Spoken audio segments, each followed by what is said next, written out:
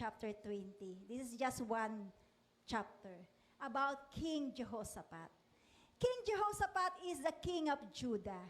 He is a godly man. Mabuting hari si King Jehoshaphat.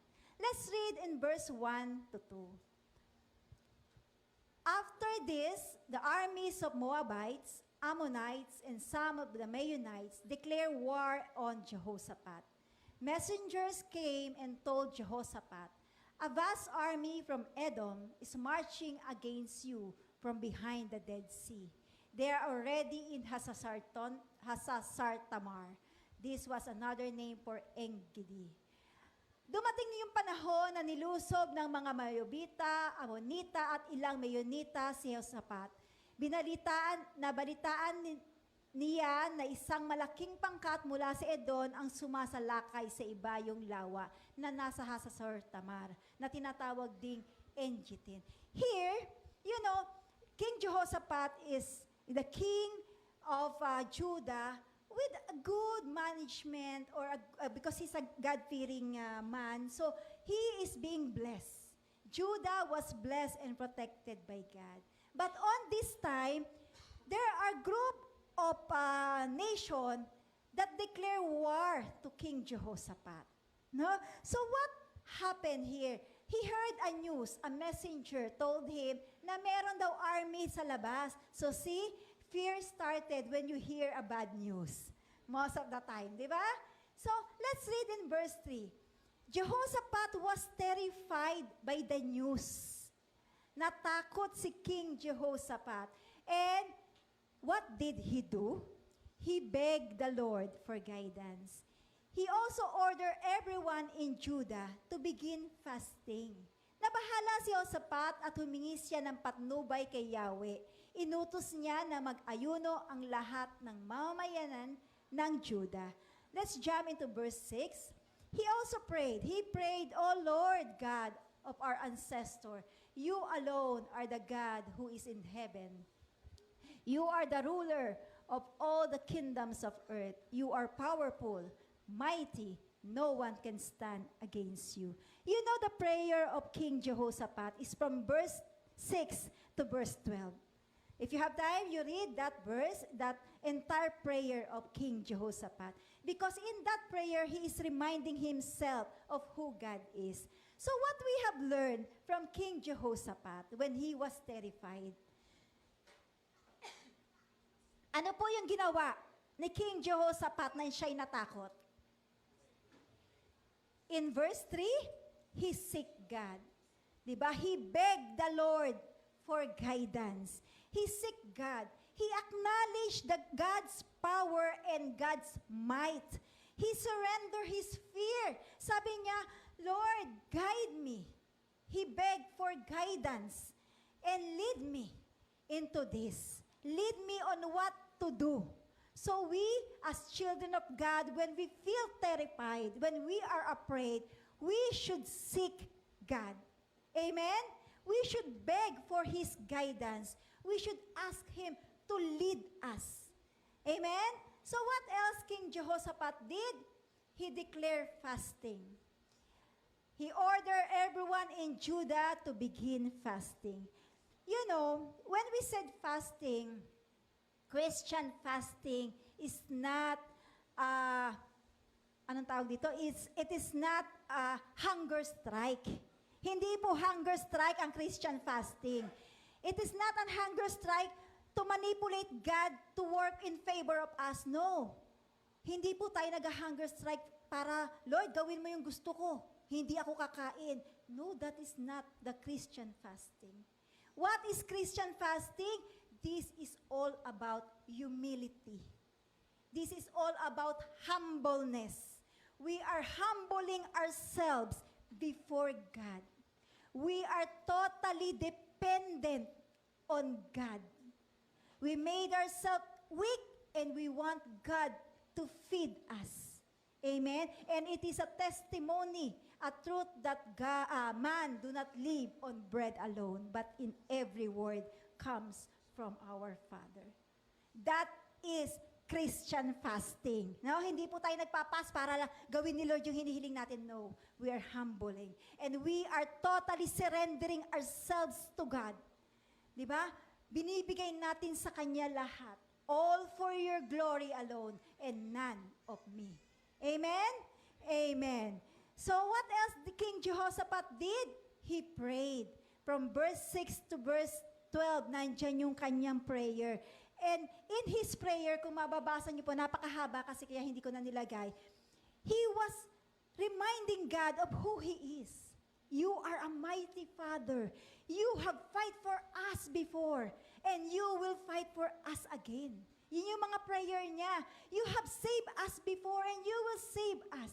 You have been praised in this temple, and we will still praising you in this temple. That was the content of his prayer. And he also said, we know that you will save us. Di ba? Nandun yung reassurance of who God is and who God is in our life. Amen? So what was God's response? Ano po kaya yung response ng Diyos kay King Jehoshaphat? Let's read in verse 14 to 15.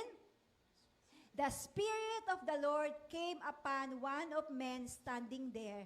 His name was Jahaziel, son of Zechariah. Let's, verse 15. He said, listen, all you people of Judah and Jerusalem. Listen, King Jehoshaphat, this is what the Lord say. Do not be afraid. Don't be discouraged by this mighty army. The battle is not yours, but God. Amen?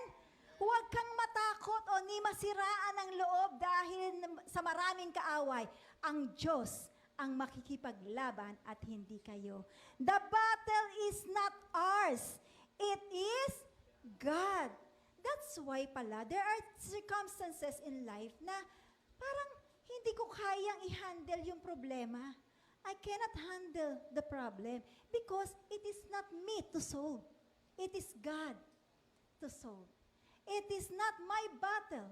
It is God's battle. So it's a realization in life that the battle belongs to God. When the circumstances in our life is really beyond our understanding, parang beyond our capability or in our ability, hindi natin kaya, because that battle we are facing is the battle for God to fight for us. Amen? Do you believe that our Father will fight for us? Amen. Amen. Put our hearts and our mind that God is able to fight for us. And because our God is our Father, a mighty King, the King of all kings, for sure, He is victorious. Amen? Amen. So, you have to tell ourselves, are you having some problems? Meron ba kayong dinadala? Do you have these difficulties? Are you sick or having this burden in your life that you cannot handle? Remember that that battle is not yours. Lift it all up to God. The battle belongs to God. Amen? Amen. Tell yourself, the battle is not mine.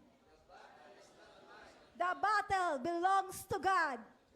Amen. Amen. You know, in verse 17, hindi ko na rin po naisulat dyan, God even told Jehoshaphat, you will not even need to fight. Just stand still and watch Lord's victory. Amen? So be still and watch how God will turn things upside down. Amen? Amen. So what else? In verse 20, early the next morning, the army of Judah went out into the wilderness of Tekoa. On the way, Jehoshaphat stopped and said, listen to me, all you people of Judah and Jerusalem. Believe in the Lord your God, and you will be able to stand firm. Believe. Magtiwala kayo sa Diyos inyong si Yahweh at magiging matatag kayo.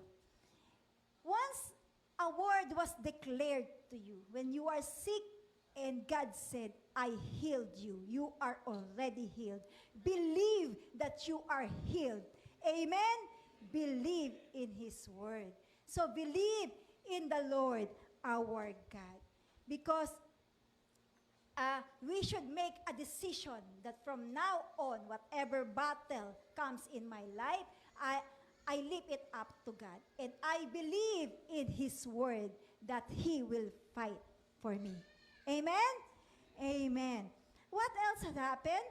And King Jehoshaphat bowed low with his face on the ground.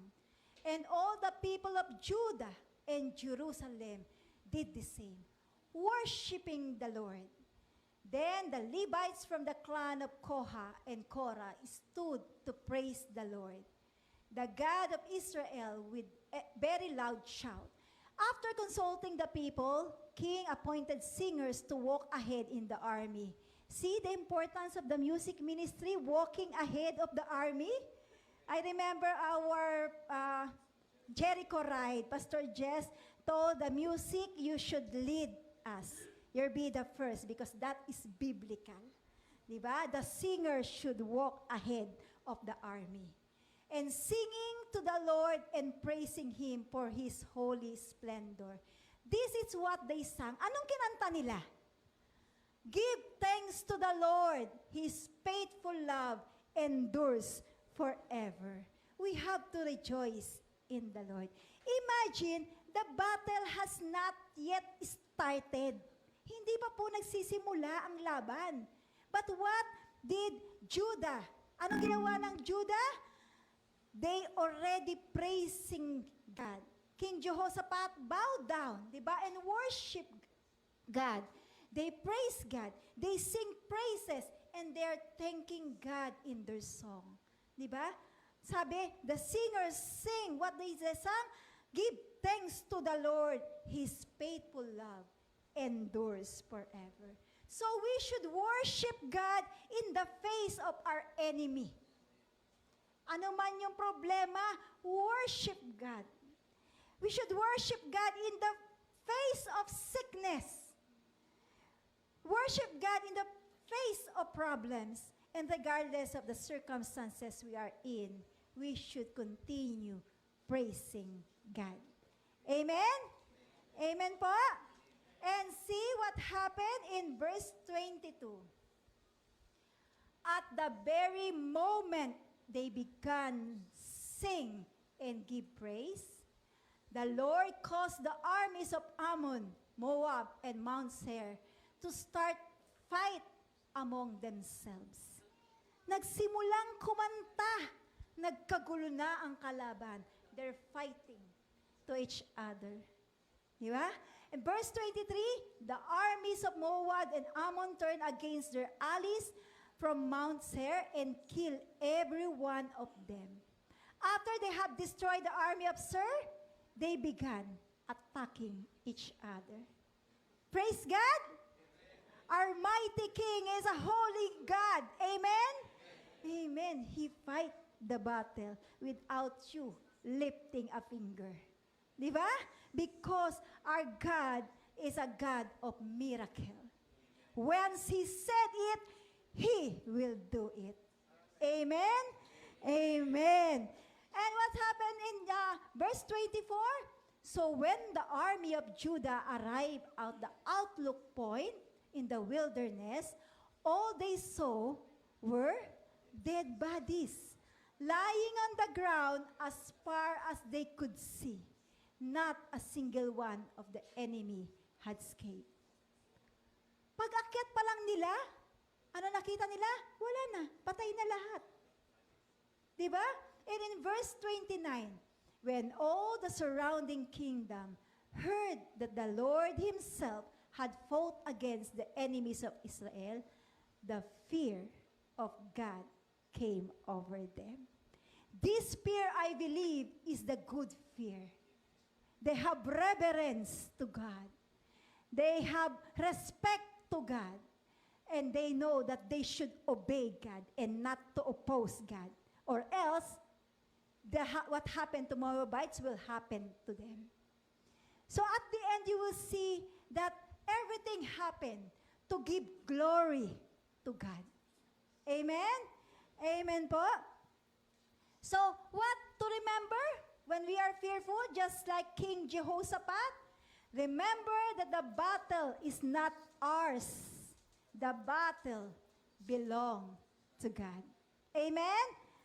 Every time we face any battle, any problem, fight it with your knee. Lumuhod ka sa Diyos at sabihin mo, sa'yo ito. This is yours. And we have to believe in His word. When He said, this is mine, the Lord said. When He said, I will fight for you, He will fight for us. Receive the word that has been declared to you. Believe it, no doubt, no question. God that we serve is a God of all possibilities. Our miraculous God. Nothing is impossible with our living God. Amen? And we have to rejoice in the Lord. Diba? We have to worship God in face of our enemy. Amen? But God did not promise us a fearless life. But He always promised us that no matter what happened, He is with us. Amen po? There's another reminder in Isaiah chapter 43, verse 2 to 3. Sabi po dito, when you go through deep waters, I will be with you. When you go through river of difficulty, you will not drown. When you walk through the fire of oppression, you will not burn up. The flames will not consume you, for I am the Lord, your God, the Holy One of Israel, your Savior. So it's very clear that when we are in a difficult situation in life, the Lord is with us. Hindi ka raw matutupok eh. Kapag dumaan ka sa malalim na tubig, sasamahan kita. Tumawid ka man sa mga ilog, hindi ka malulunod. Dumaan ka man sa apoy, hindi ka masusunog, hindi ka matutupok, sapagkat ako, si Yahweh na iyong Diyos, ang banal na Diyos ng Israel, na iyong tagapagligtas. Amen? Do you believe in this verse? Amen? So let's go back to our scripture reference. Don't be afraid. Isaiah 41, verse 10. Don't be afraid, for I am your God. Don't be discouraged, for I am your God. I am with you, sorry. Don't be afraid, for I am with you. Don't be discouraged, for I am your God. I will strengthen you and help you. I will hold you up with my victorious right hand. The question is, do you believe this verse? Do you trust this verse?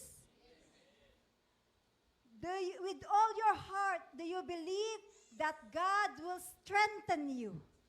Amen? Will help you and will hold you with His victorious right hand. Do we believe? Amen? If we believe, let us all stand and all pray. Hallelujah. Hallelujah. Holy, holy, holy you are our Father. We praise you. We glorify your most holy name, Father. Holy, holy you are. Lord, we know that this fear, O Lord God, does not belong in our lives, O Lord. We are holding on to your word, Father. And from now on, from this day forward, we are going to set our focus on you alone, O Lord God. We lay this fear down, O Lord. We are laying down this fear in the basis of who you are in our lives, in the basis of what you have said. You are our sovereign God, our Abba, our Father, who hold us safely, who will bring us through no matter what, O Lord God. We believe that you know everything we are going through. You see whatever is going through in our lives, O Lord God. We trust in your word, O Lord. We trust in your promise. We trust your plan. And we trust your unconditional love for us, O Lord God. We surrender. We surrender every battle, O Lord. We surrender all our fears, O Lord God. We surrender our sickness. We surrender everything to you, O Lord God. Our life is yours. Our life is yours, O Lord God. Hold it in your mighty and victorious right hand, O Lord God. We trust you. We praise you. We thank you, Father. Holy, holy you are. All praises, glory, honor belong to you alone, our God. All this we pray in Jesus' mighty name. Amen. Amen.